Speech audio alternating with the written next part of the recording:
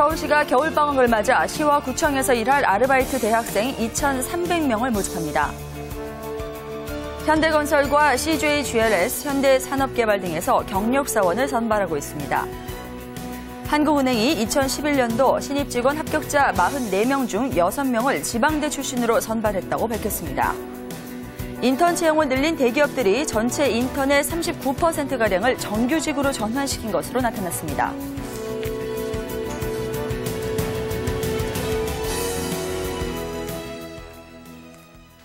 네, 12월 1일 수요일 우선 취업시장 안에 다양한 소식들로 잡투데이 문을 활짝 열었고요. 오늘 함께 하실 주요 내용부터 보시겠습니다. 프리미엄 채용정보관에서는 영어 말하기 시험과 국가기술자격법 개정 등 한 주 동안 관심을 모았던 취업시장의 인기 검색어들 준비되어 있고요.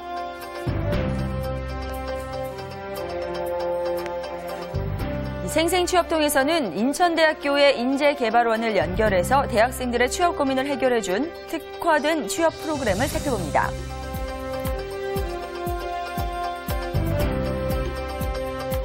(12월에는) UCC 공모전에 도전해보는 것은 어떨까요? 취업 워밍업에서 UCC 공모전의 당선 전략과 자세한 일정 자세하게 소개해드리도록 하겠습니다.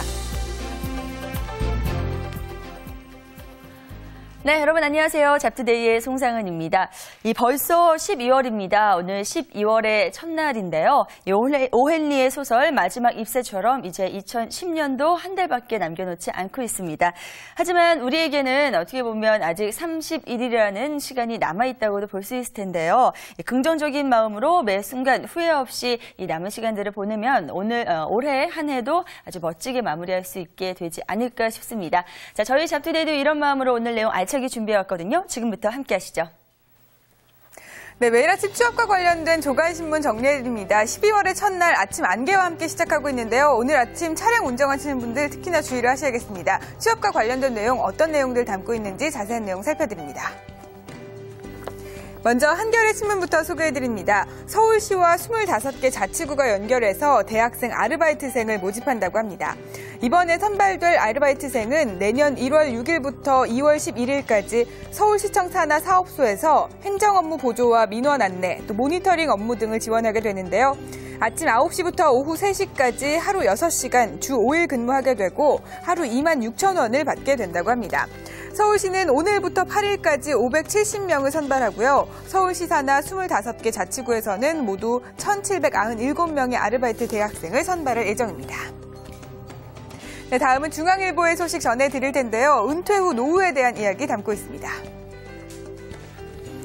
피델리티 자산운용과 서울대가 도시근로자의 은퇴자금 준비에 대해서 분석을 했습니다. 도시근로자들이 은퇴 후에 필요한 자금 규모는 약 5억 1,000만 원 정도인 것으로 나타났는데요.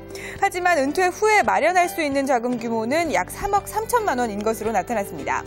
이번 조사에서 은퇴 후에 예상되는 평균 연간 소득이 은퇴 직전 연소득의 몇 %에 해당하는지 나타내는 수치인 은퇴 소득 대체율이라는 지표가 발표됐는데요. 한국의 경우 42%로 미국 58, 홍콩 54, 일본 47에 비해서 낮은 수치라고 신문은 전하고 있습니다. 네, 다음은 동아일보의 소식 전해드릴 텐데요. 11월 선정된 기능 한국인에 대한 소식 담고 있습니다. 고용노동부와 한국산업인력공단이 선정한 11월 기능 한국인은 국내 최초로 원자력용 제어 밸브를 개발한 김영범 주식회사 시스템 D&D 대표가 선정됐습니다. 그동안 수입에 의존하던 외국산 원자력용 제어 밸브를 국내 최초로 국산화해서 내수뿐만 아니라 수출에도 기여한 공로를 인정받은 것인데요. 김 대표는 고등학교 졸업 후 한국전력공사에서 17년 동안 일하면서 원자력 발전 기술사를 비롯해 무려 26개의 자격증을 땄다고 합니다.